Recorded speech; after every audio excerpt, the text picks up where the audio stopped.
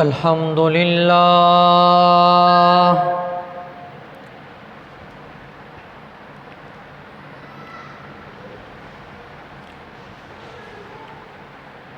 الحمد للہ وکفی والصلاة والسلام علی عبادہ الذین اصطفی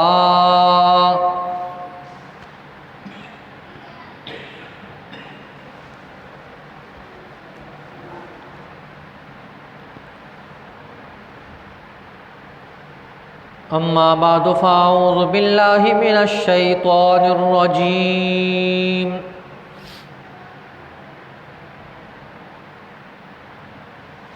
بسم اللہ الرحمن الرحیم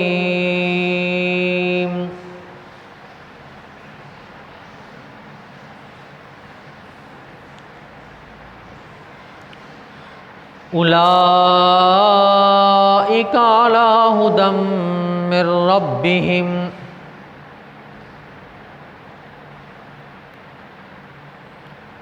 وَأُولَئِكَ هُمُ الْمُفْلِحُونَ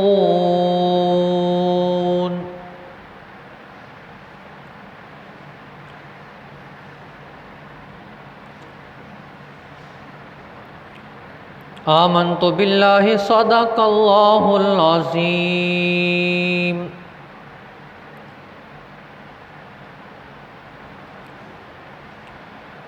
وبلغنا رسوله النبی الکریم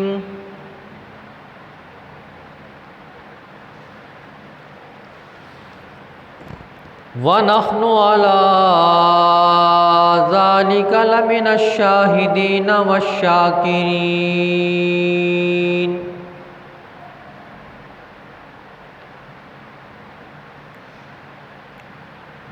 والحمد للہ رب العالمین۔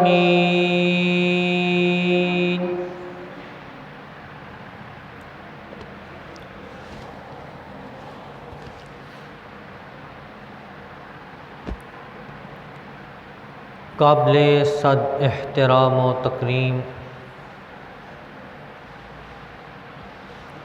میرے واجب الاحترام دوستوں، بزرگوں،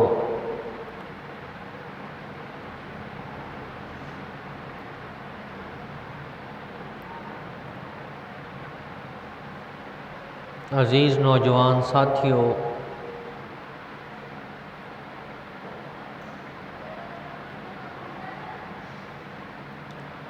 میں نے قرآن مجید فرقان حمید کی ایک آیت آپ کے سامنے تلاوت کی ہے۔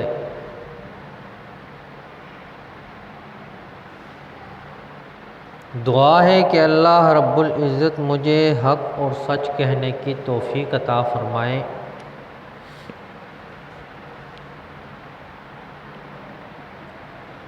سننے اور سنانے کے بعد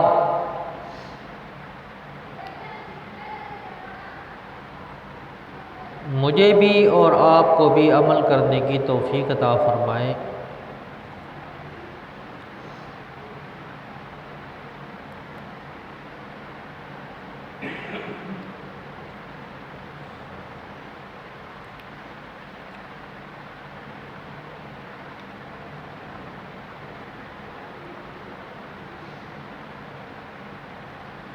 دنیا میں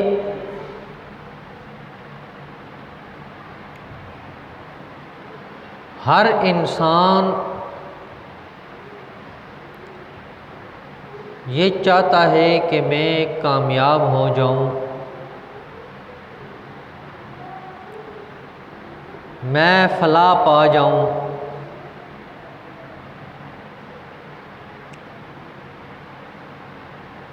مجھے دنیا میں عزت مل جائے،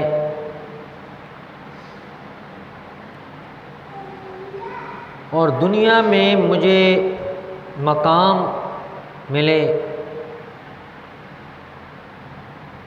عظمت ملے،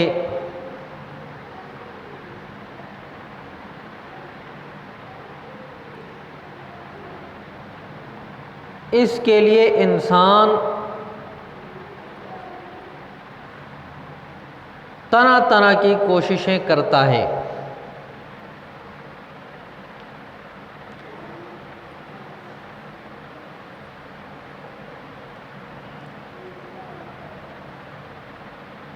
اور اپنا معیار ایک بناتا ہے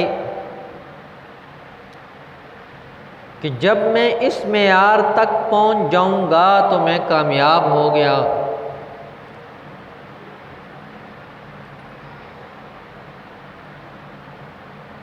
اور اسی کے اوپر وہ محنت کرتا ہے، کوشش کرتا ہے، جان لگاتا ہے،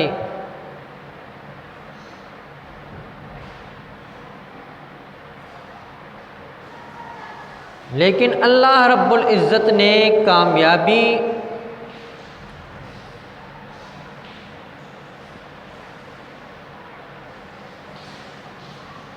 کسی اور چیز میں رکھی ہے۔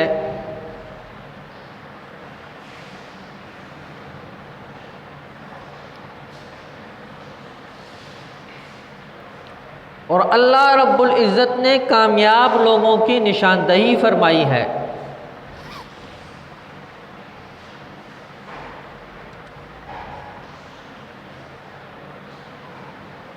کہ یہ کامیاب لوگ ہیں، ان کے معیار کے مطابق اگر تم ہو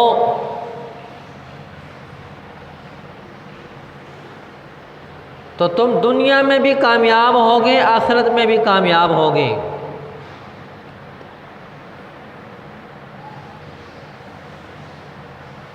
اور اگر معیار آپ کا ان سے ہٹ کر ہوگا، دنیا میں تو رسوائی ہے ہی ہے، آخرت میں بھی ذلیل و خوار ہوگے۔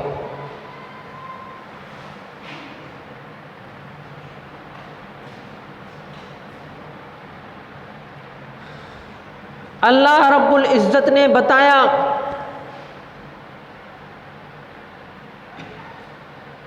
کہ اگر تم نے کامیاب لوگوں کو دیکھنا ہے،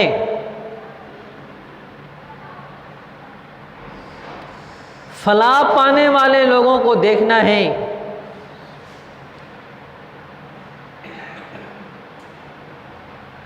تو وہ محمد مصطفیٰ صلی اللہ علیہ وسلم کے صحابہ ہیں۔ دیو شڑا دلتا کہ ناس تو شڑا دی۔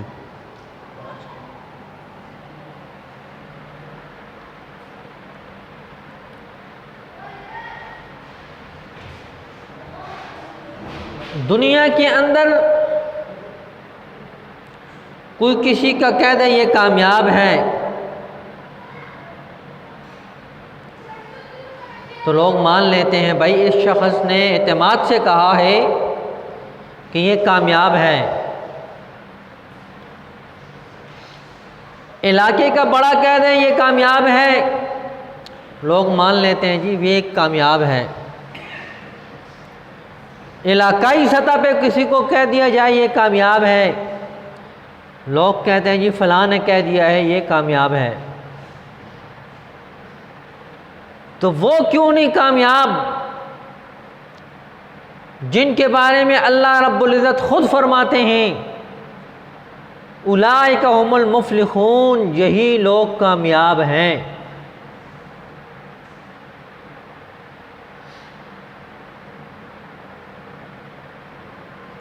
اور بڑی حیرانگی کی بات،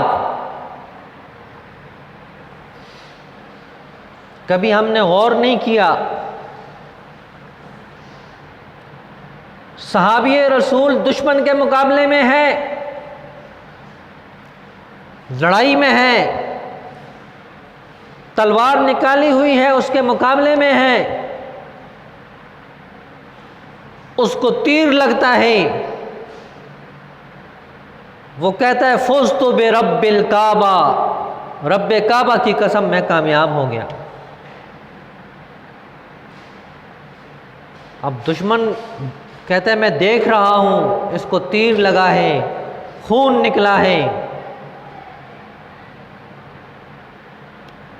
ابھی کچھ وقت کے بعد یہ اللہ کو پیارا ہو جائے گا، لیکن یہ اپنی زبان سے خود کہہ رہا ہے فزت برب الکعبہ، اللہ کے کعبہ کے رب کی قسم میں کامیاب ہو گیا ہوں۔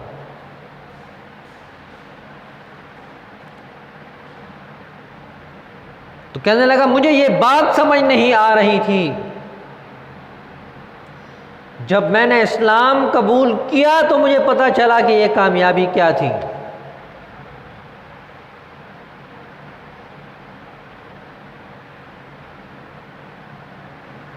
مغیرہ ابن شعبہ رضی اللہ تعالیٰ عنہ فرماتے ہیں کہ میں کفار کی طرف سے قاصد بن کے گیا،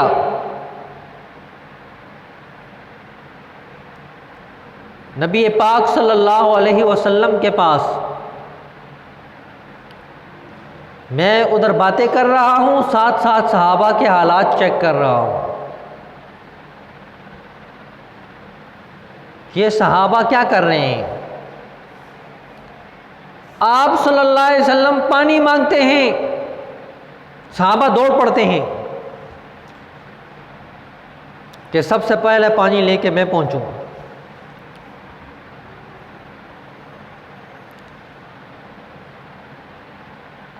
فرمانے لگے میں نے دیکھا آپ صلی اللہ علیہ وسلم وضو فرما رہے ہیں، صحابہ نے ہاتھ نیچے رکھے ہوئے ہیں، یہ پانی گرے اور ہم اپنے جسموں پہ لگائیں۔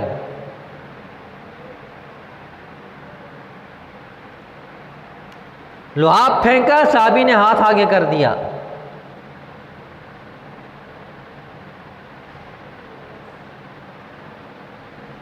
فرماتے ہیں کہ میں نے آپ صلی اللہ علیہ وسلم سے باتیں کی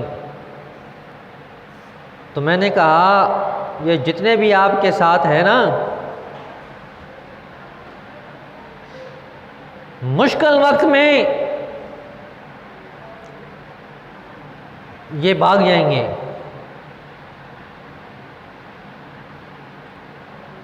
اب یہ بات کہنی تھی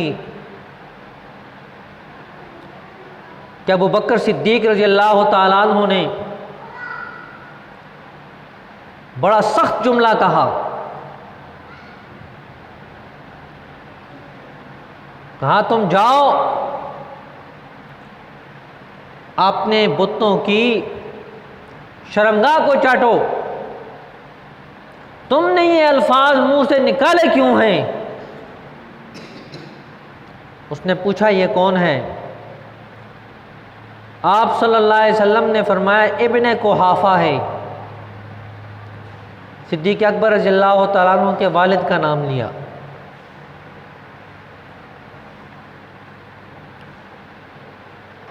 تو انہوں نے کہا کہ تمہارا میرے اوپر ایک احسان ہے، اس وجہ سے آپ کو جواب نہیں دیتا۔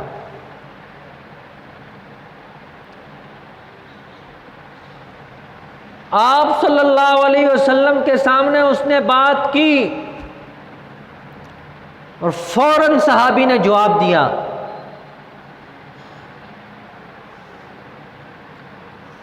تو وہ کبھی باتیں کرتے کرتے وہ ہاتھ کو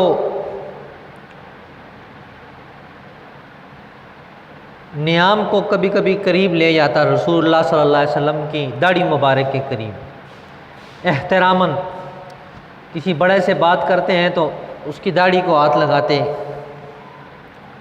تو جیسے ہی اس نے آگے کیا تو وہاں دوسرا صحابی کھڑا تھا، اس نے نیام کو مارا اس کے ہاتھ پہ کہ اپنا پلیت ہاتھ پیچھے کرو، رسول اللہ صلی اللہ علیہ وسلم کو تم ہاتھ نہیں لگا سکتے۔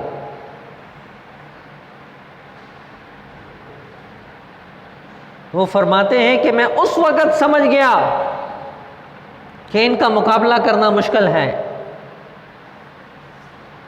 جو جان دینے تک تیار ہیں ان کا کون مقابلہ کرے۔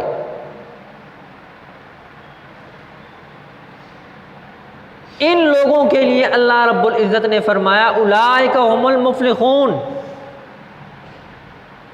یہ لوگ کامیاب ہیں۔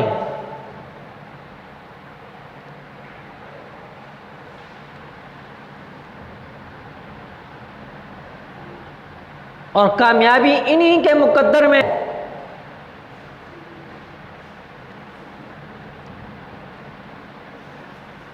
ورنہ قارون نے اپنا خزانہ جمع کیا اور اس سوچ میں تھا کہ پورے علاقے میں مجھ سے مالدار کو نہیں. قرآن پاک میں آتا ہے کہ اس کے خزانے کی چابیاں، خزانہ نہیں، چابیاں وہ کئی سواریوں پہ سوار کر کے وہ لے کے جاتا. اتنا مالدار پاکستان میں بھی نہیں ہے جتنا قارون مالدار تھا.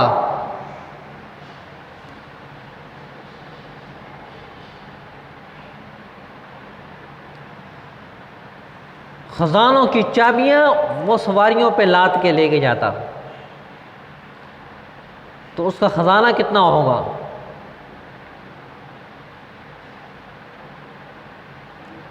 لیکن ناکامی اس کی مقدر میں تھی.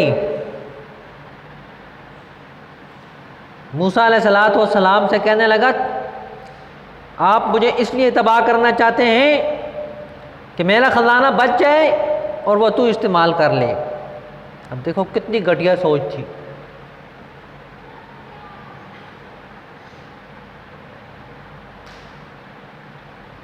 موسیٰ علیہ السلام نے فرمایا اس کا سارا خزانہ جمع کر دو.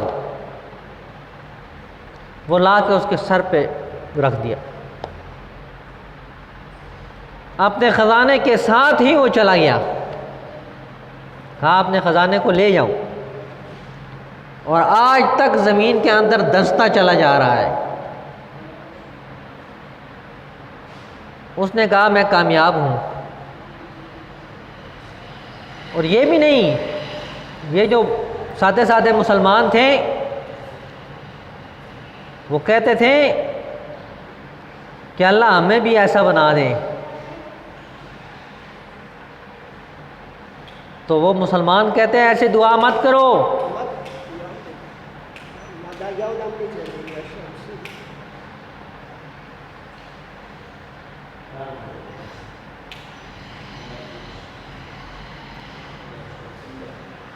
جب قارون غرق ہوا نا تو اس وقت مسلمان کہنے لگے یا لیت لنا مثل ما اوتی قارون، کاش کہ ہم اس کی طرح نہیں تھے، ورنہ آج ہم ہی غرق ہو جاتے.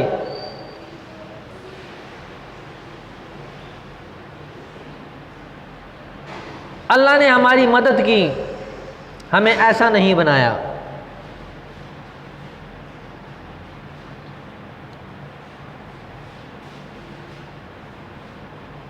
تو میں عرض کر رہا تھا کہ اللہ رب العزت نے اعلان فرمایا کہ صحابہ اکرام رضوان اللہ علیہم اجمعین کامیاب ہیں.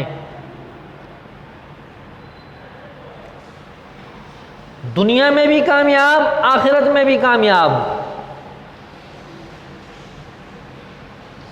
دنیا میں اللہ نے ان کو مرتبہ دیا، آدھی دنیا پر صحابہ اکرام رضوان اللہ علیہم اجمعین کی حکومت تھی. ایک روایت میں آتا ہے کہ ایک عورت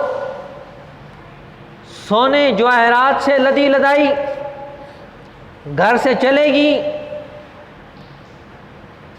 حج کر کے واپس آئے گی اپنے گھر، لیکن کسی کی جرت نہیں ہوگی کہ وہ یوں آنکھ اٹھا کے اس کی طرف دیکھ لے. وہ وقت آیا، سیدنا امیر معاویہ رضی اللہ تعالیٰ عنہ کی حکومت ہے. وہ خاتون اپنے گھر سے چلی، جسم پہ زیورات بھی ہیں، سونے بھی ہیں، چاندی بھی ہے.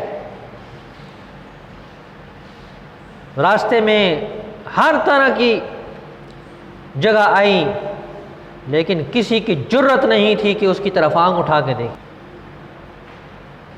اصل یہ لوگ کامیاب ہیں.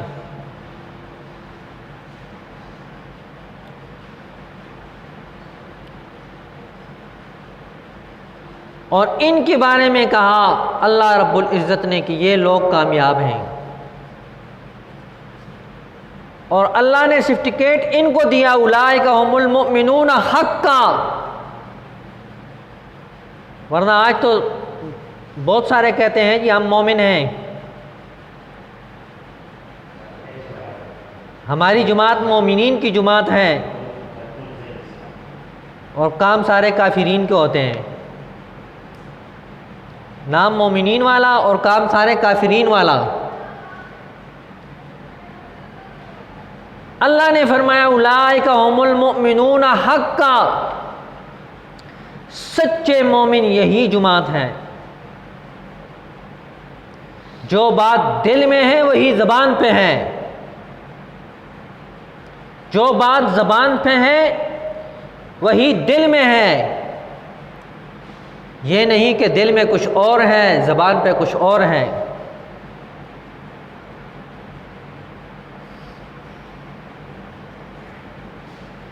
اور انہی حضرات کو اللہ رب العزت نے دنیا میں روشن کیا ہے، اور قیامت تک یہ روشن رہیں گے۔ تو میرے واجب الاحترام دوستو بزرگوں، میں عرض کر رہا تھا کہ اپنے راستے جو ہم نے متعین کیے ہیں کامیابی کے، اس میں ناکامی تو ہو سکتی ہے، کامیابی کسی کسی کا مقدر ہے، لیکن اللہ نے جن کو کامیاب کہا ہے ان کی کامیابی مستند ہے اور پکی ہے، اور وہ ہے صحابہ اکرام رضوان اللہ علیہم اجمعین کی جماعت۔ چونکہ ملک پاکستان میں صحابہ اکرام رضوان اللہ علیہم اجمعین کی تنقیص عروج پر تھی،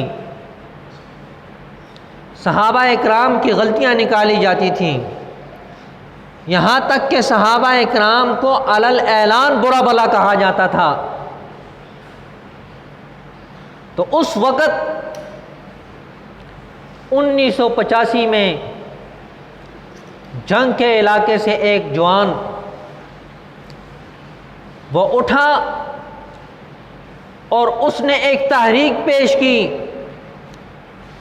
کہ پاکستان سنی قوم کا ہے، اس میں سنی علماء رہتے ہیں، لہذا صحابہ اکرام رضوان اللہ علیہم اجمعین کی تنقیص، صحابہ اکرام رضوان اللہ علیہم اجمعین کے خلاف کسی بات کو ہم برداشت نہیں کرتے۔ 1985 سے یہ محنت شروع ہوئی، جس میں بہت ساری رکاوٹیں آئیں، ان رکاوٹوں کو عبور کرتے کرتے رمضان المبارک سے پہلے قومی اسمبلی میں ایک بل پیش ہوا، صحابہ اکرام رضوان اللہ علیہم اجمعین اور اہل بیت عظام کے تقدس کے لیے، اور اس کو تمام اسمبلی کے اراکین نے منظور کیا، اور وہ بل پاس ہوا۔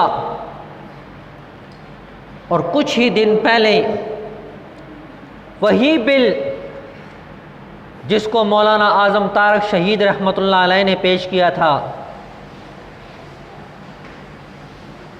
اور خیبر پختونخوا میں وہ پاس ہو گیا تھا، وہی بل کچھ دن پہلے سینٹ کے اندر پاس ہو چکا ہے۔ کچھ مراحل رہ گئے ہیں، انشاءاللہ العزیز اللہ کے حکم سے وہ بھی پورے ہو جائیں گے۔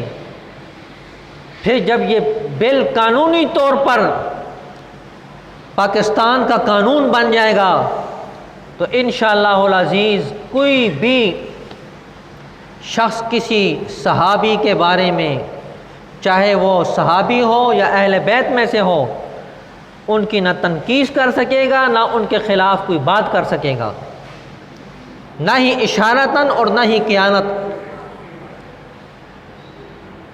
تو یہ ہم سب مسلمانوں کے لیے خوشخبری ہے کہ یہ بل سینٹ میں سے پاس ہو گیا ہے، اور آپ بھی اپنے دوست احباب کو بتائیں کہ یہ کام ہو چکا ہے، تاکہ جو رکاوٹ آئے آگے تو تمام سنی قوم کو علم ہو کہ یہ بل ہمارے لیے فائدہ مند ہے، اور جب یہ بل پاس ہوگا تو کوئی آدمی دین کے اوپر وار نہیں کر سکے گا۔